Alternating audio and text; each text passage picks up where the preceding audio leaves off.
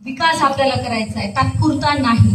आणि हेच सगळं थोडक्यामध्ये या पूर्ण हवामान अनुकूल शाश्वत विकास प्रकल्प या प्रकल्पामध्ये देखील चालू आहे. त्यासोबतच कृषी विज्ञान केंद्र देखील ह्याच ध्येय धोरणावरती काम करत आहे. आपल्या सर्व नांदेड जिल्ह्यामध्ये पावसाचे खंड असेल किंवा अतिवृष्टी असेल त्याच्यामध्ये तुमचं पीक तग धरू शकेल या पद्धतीचं नियोजन करणं गरजेचं आहे. बीबीएफ तंत्रज्ञान आहे आणि बेड पद्धत आहे. खूप अवघड नाहीये, ती खूप सोपी पद्धत आहे. बीबीएफ तंत्रज्ञान म्हणजे काय आहे की रुंद वरंबासरी पद्धत, म्हणजे मोठे मोठे गादी वाफे असणार आहेत आणि त्याच्या दोन्ही बाजूने सऱ्या असणार आहेत.